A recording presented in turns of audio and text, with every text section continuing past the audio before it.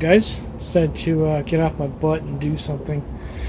Since it's after Christmas now, I went and picked up a fuse box for the bike. The reason for that is last summer, last summer now, basically left me stranded twice. First time was actually legitimate. It was a bad fuse on the regulator. Second time was I took it out for a ride in a heat wave, and there must have been something wrong with the fuse, and it failed. But it didn't fail because it was a short; it just failed because it was overheating. But after that, and happened to ride this 300-pound beast home pedaling, I decided to maybe come up with some kind of idea for a fuse box.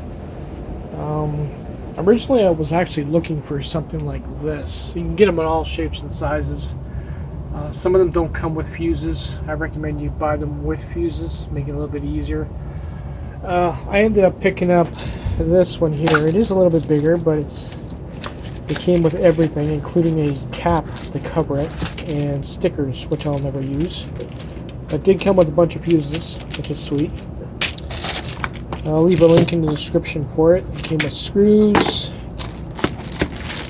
That's basically what it looks like. I already know where I'm going to put it because this way I don't have to drill holes. And there's basically it right there.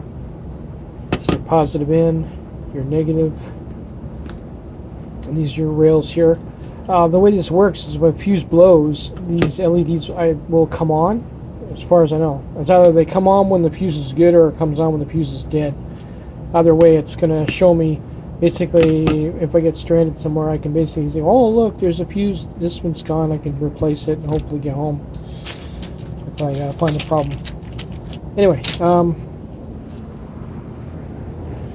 I had originally wanted to put it down here, but it's too close to the chain and everything else.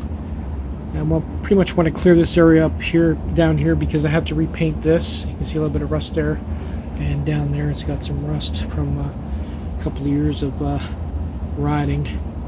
I was looking up here, since this has already got this modified 2 controller set up here. I'm going to, there's a hole there and there's a screw hole there. I can pretty much use that hole there to mount it there, and that to mount it there, and pretty much put them like that. It'll look like part of the bike, and you just put the lid on it. Any wires that are down here can come up through the back and around to hook up to this, clean this all up. So that's what I'll be at doing. It.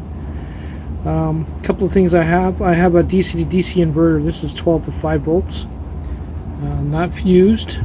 The only thing that's fused is the input on the regulator, but if there's a short on the bike, the regulator will take the load. This one's designed for 3 to 4 amps, so it'll probably start a fire. There should be a fuse after the regulator, but there isn't. Not now, anyway. What else I got? I got lights. I got the relay. Yeah, so pretty much by the time I'm done, I might have 1 extra slot, but that's about it.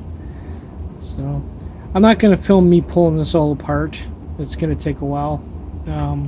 Maybe take a day, a couple of days. So what I'll do is when I'm finished, we'll go over it and see how it works. That was easier than I thought it was going to be. Basically, you just wire it up without the fuses in, and when you do that, which I will show you,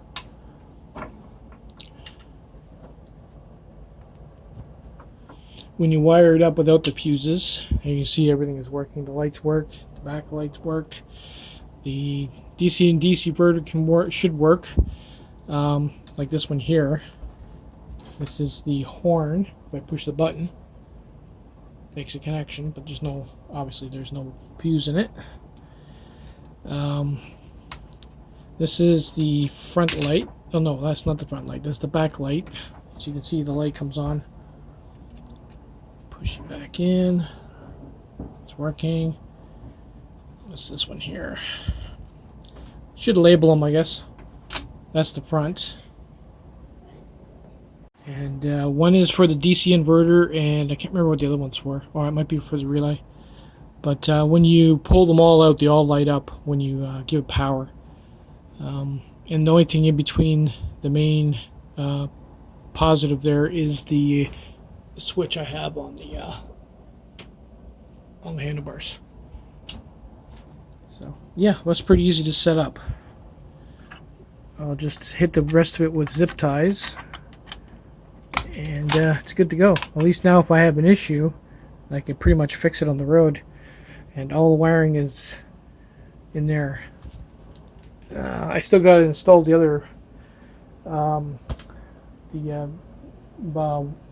battery monitor, the Juntech, but it looks pretty good. Could have stuck it anywhere else, but that's pretty much good. Now if we can take a little bit of abuse.